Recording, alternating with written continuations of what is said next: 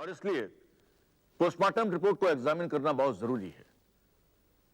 चूंकि पोस्टमार्टम के वक्त दूसरा डॉक्टर भी मौजूद था, इसलिए अदालत के लिए दूसरे डॉक्टर की राय जानना भी जरूरी है। इसलिए यह अदालत डॉक्टर मेहता को इस कोर्ट में हाजिर होने का हुक्म देती है। तब तक के लिए यह केस मुलतवी किया जाता है। मिसेस सिमी को इंटरिम बेल पर रिहा किया जा सकता है, बशर्ते वो 25 लाख का पर्सनल बॉन्ड और 25 लाख रुपए की श्योरिटी दे दें। योर ऑनर, 50 लाख का बेल? ये तो आज तक अदालत ने किसी भी संगीन से संगीन जुर्म में नहीं मुकर्रर की है। मिस्टर सहाय, इस कत्ल की वजह हजारों करोड़ की जायदाद हो सकती है, इसलिए 50 लाख की फिगर तो बहुत कम है। क्या मिस सिमी इस बिल को एग्जीक्यूट कर रही हैं?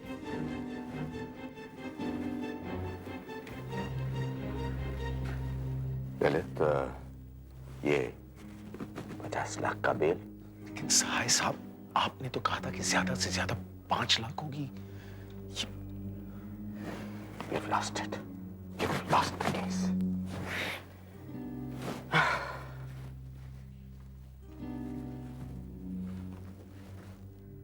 Your Honor, बेल की रकम काफी भारी है, इसीलिए मिसेस राय थोड़ा वक्त मांगती है।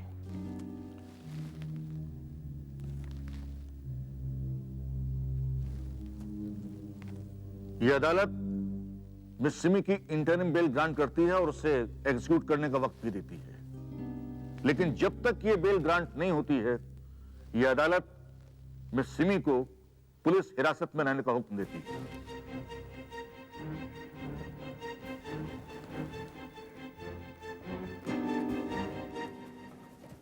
बुआ, बुआ, यहाँ बैठी हैं आप। Guess what? फूफा का फोन आया था। फूफा सिमी को अरेस्ट करवाने में कामयाब हो गए हैं। क्या? यस, आज उसे अरेस्ट करवा लिया गया है। I just wish I was there. मैं उसकी शक्ल देखना चाहता था। अब उसको समझ में आएगा कि राकेश राय के साथ टक्कर लेने का क्या अंजाम होता है। सारी उसकी अकड़ है ना फीकी पड़ जाएगी। उस औरत को तो जितनी भी सजा मिले कम है। And you know what, bail का अमाउंट इतना बड़ा है कि वो 7 जन्मों तक भी कमाए ना तो भी बुरा नहीं कर सकती। इतने दिनों की मेहनत के बाद आज पहली बार मुझे जीत हासिल हुई है, पहली बार। राकेश! दादी माँ, आइए, आप भी खुशखबरी सुनिए। मैंने सुन लिया। मैं ये जानना चाहती हूँ कि सिम्मी को किसने अरेस्ट किया, और वो भी मुझसे पूछे बगैर।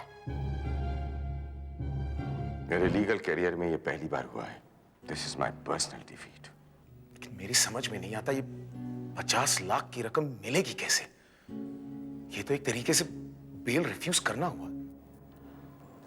सिमी जी, मैं हाई कोर्ट में अपील करने जा रहा हूं और कोशिश करूंगा कि आज ही सुनवाई हो और बॉन्ड का अमाउंट कम हो जाए। चलिए आइए।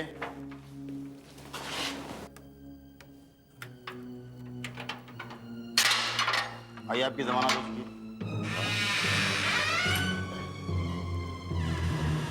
जमानत हो गई? लेकिन किसने ली?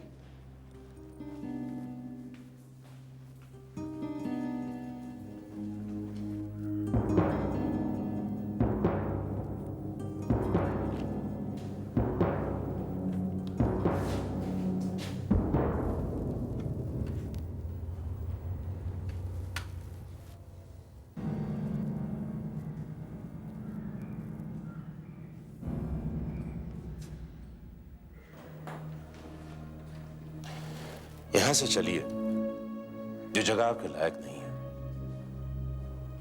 उसके अरेस्ट के बाद हमारा केस और स्ट्रांग हो जाएगा। Nothing to worry about now. Yeah, I just call you back.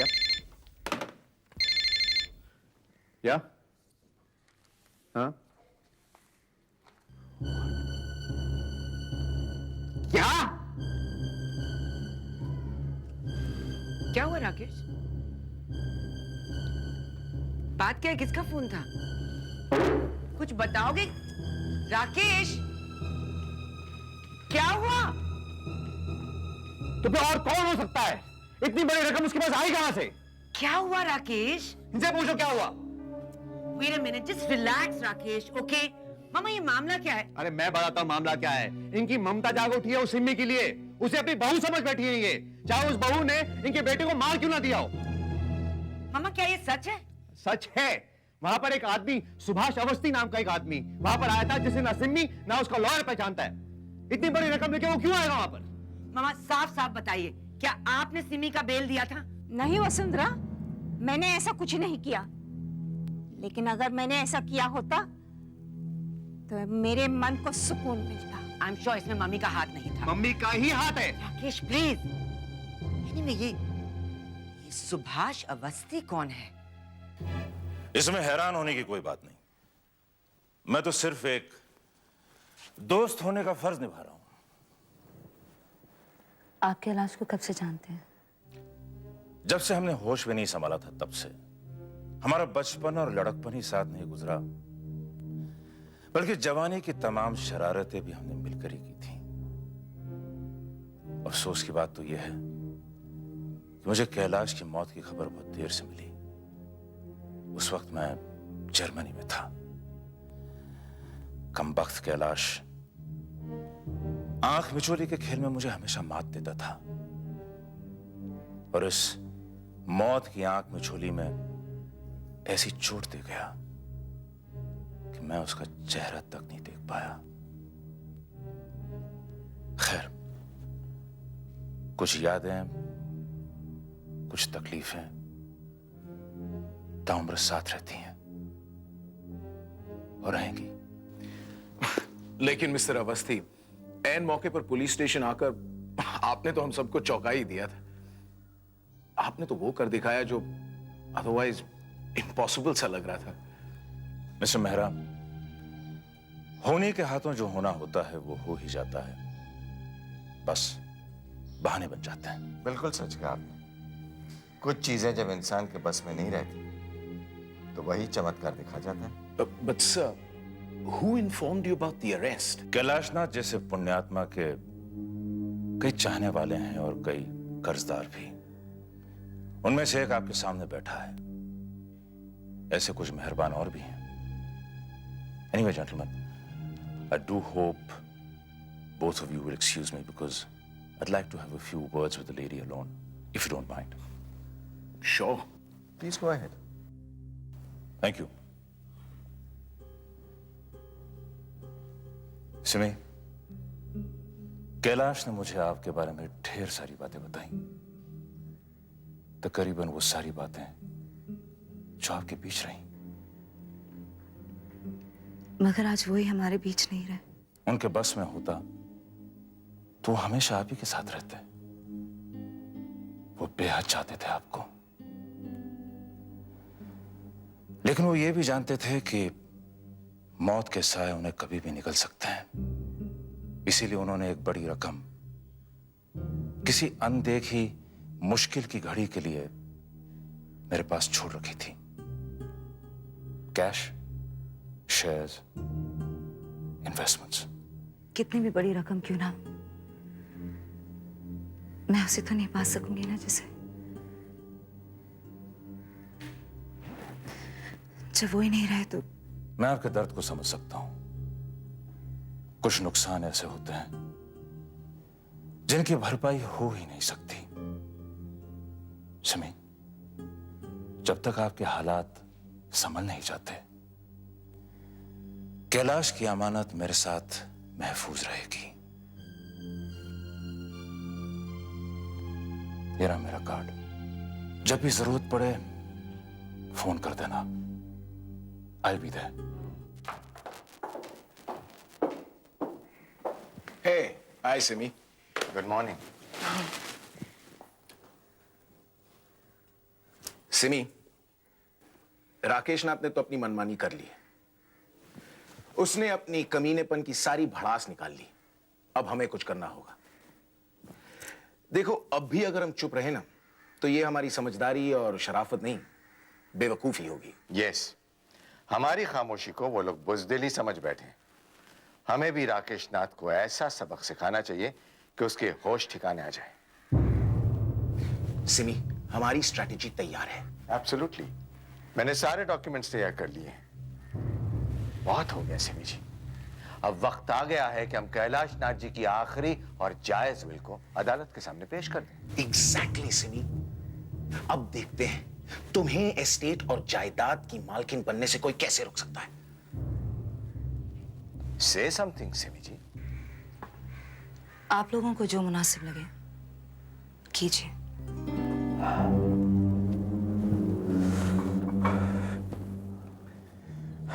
Damn this girl. हमें बहुत चौकन्ना रहना होगा। हमें उसकी हर अगली मूव का अंदाजा होना चाहिए। इनफैक्ट हमारे एक आदमी होना चाहिए उसके कैंप में जो हमें बता सके वो अब क्या करने वाली है। राकेश, वही करके आ रहा हूं। मैंने देशबंधु साहब के एक असिस्टेंट को लालच दिया है और उसी ने मुझे बताया कि सिमी इस नई विल को कोर्ट में दाखिल कर रही है और उसे एग्जीक्यूट करने की अपील भी करेगी। जो बात आपको पहले बतानी चाहिए वो मुझे आप बता रहे हैं। आप अब तक तो आपको कोर्ट के बाहर कैंप लगाना चाहिए था। राकेश, कैंप भी समझो, मैंने कोर्ट में कैविट फाइल कर दिया है। कोर्ट हमें सुने बगैर कोई भी फैसला नहीं लेगी। हम ये वसीयत कॉन्टेस्ट करेंगे। ये स्टेट तुम्हारी है राकेश और तुम्हारी रहेगी।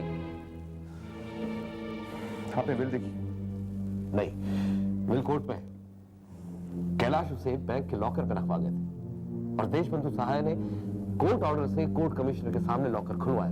अब वो लीगली कोर्ट रिकॉर्ड में है। उसकी कॉपी का है? राकेश, हम उसकी कॉपी कैसे ले सकते हैं?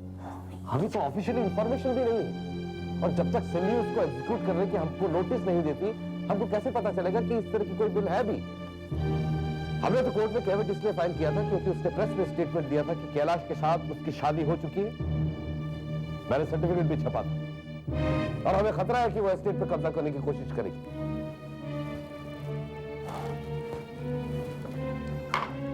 हमारा डिफेंस क्या होगा? ये एक लंबी लड़ाई होगी राकेश। हमें साबित करना होगा कि वसीयत लिखते समय कैलाश की दिमागी हालत ठीक नहीं थी। ये बात सही भी है। कोई भी समझदार बाप ऐसा कर ही नहीं सकता। Unless the guy has gone crazy. He had gone crazy.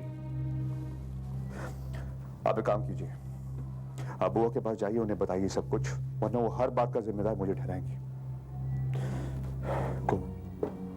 Go now!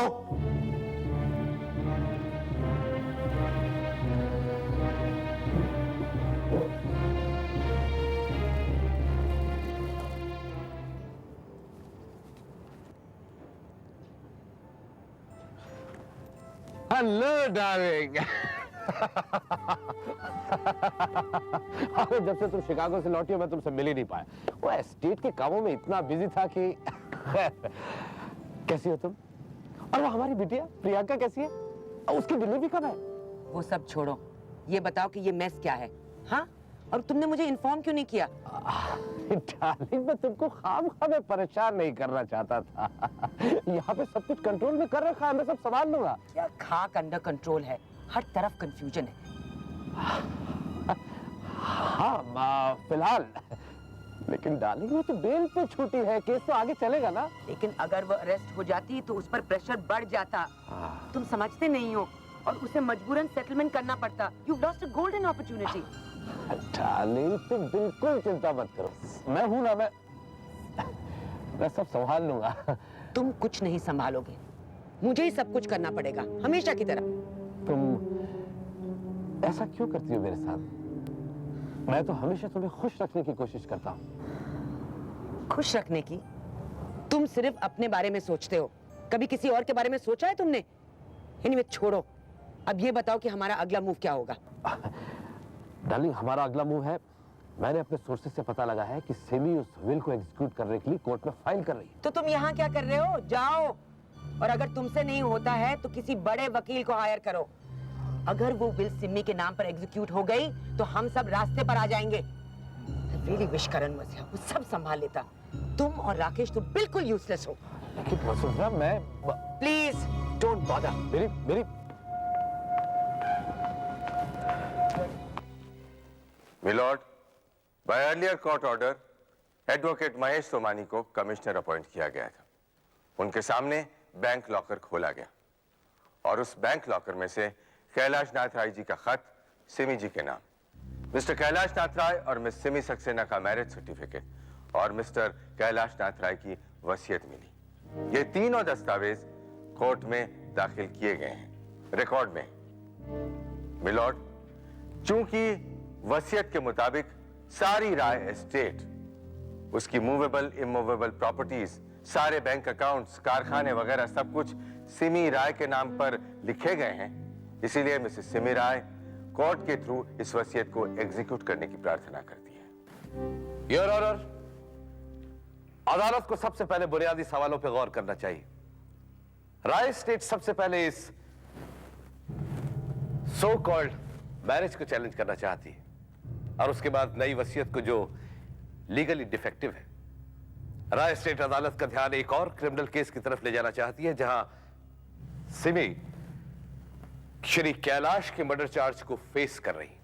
My Lord, मेरे फाजिल दोस्त अदालत को गुमराह कर रहे हैं। उस केस में कोई भी चार्जेस फ्रेम नहीं किए गए हैं, सिर्फ पोस्टमार्टम रिपोर्ट एग्जामिन की जा रही है। उस केस का इस केस से कोई रेलेवेंस नहीं है। वो केस एक प्रेशर टैक्टिक की तरह मिसेस सिमी राय पर गढ़ा जा रहा है ताकि वो डर जाए, कमजोर हो जाए। योर ऑनर, हमारे पास पूरे सबूत है कि श्री कैलाश की दिमागी हालत ऐसी नहीं थी कि वो कोई निर्णय ले सकते। इसलिए मिलॉर्ड, राय स्टेट की आपसे दरख्वास्त है कि आप सारे मामलों की बारीकी से जांच पड़ताल करें और उसके बाद ही इन दस्तावेजों की लीगल वैलिडिटी फिक्स करें। मिलॉर्ड, वसीयत में लिखी गई राय स्टेट की सारी प्रॉपर्टीज बहुत जगहों पर फैली हुई है।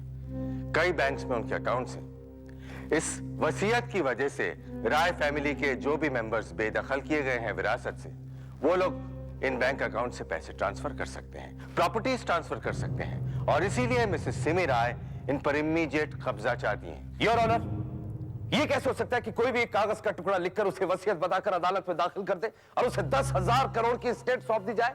योर ऑनर, ये कागज का टुकड़ा नहीं है, कैलाश जी के अपने हाथों से लिखा हुआ, अपनी मेहनत से कमाई हुई जायदाद के लिए सोच समझकर किया गया आखिरी फैसला है। इस पर 2 गवाहों के दस्तखत हैं। कोर्ट इस पर सोच समझकर फैसला कर सकती है, लेकिन तब तक इस जायदाद की हिफाजत करना भी अदालत की ड्यूटी है। लेकिन मिस्टर सहाय, अभी मिस सिमी का दावा साफ नहीं है। योर ऑनर, मिसेस सिमी का यह दावा नहीं है, कैलाश जी की वसीयत की वजह से यह दावा पैदा हुआ है। लेकिन अभी तो उसको एग्जामिन करने में अदालत को वक्त लगेगा। इस पर आज कैसे फैसला दिया जा सकता है? योर ऑनर, बुनियादी तौर पर मिसेस सिमी राय के मैरिज सर्टिफिकेट को देखकर उन्हें इस वसीयत का असली हकदार बनाना चाहिए। लेकिन जो बातें सिमी को हकदार साबित करती हैं, वही बातें दूसरे केस में जहां पर सिमी पर कैलाश नाथ के कत्ल का चार्ज है, कत्ल का मोटिव भी बन जाती है। योर ऑनर, अदालत किसी दूसरे केस को इस केस के साथ कैसे जोड़ सकती है? अदालत उस केस के फैसले का इंतजार कर सकती है। लेकिन योर ऑनर, तब तक राय एस्टेट कैलाश जी के बेटे किसी के भी नाम पर ट्रांसफर कर सकते हैं। तब इस एस्टेट की, इस जायदाद की हिफाजत कौन करेगा? इस अदालत के सामने इस केस के 2 पहलू हैं। एक तो मिस सिमी द्वारा प्रेजेंट किया गया मैरिज सर्टिफिकेट और कैलाश नाथ के हाथ की लिखी हुई वसीयत, जो मिस सिमी को जायदाद का हकदार साबित करती है। लेकिन दूसरी तरफ ये जाली भी हो सकता है। इसलिए ये अदालत इस केस का फैसला होने तक राय स्टेट की सारी एसेट्स, कारखाने, बैंक अकाउंट, लॉकर्स फ्रीज करने का हुक्म दे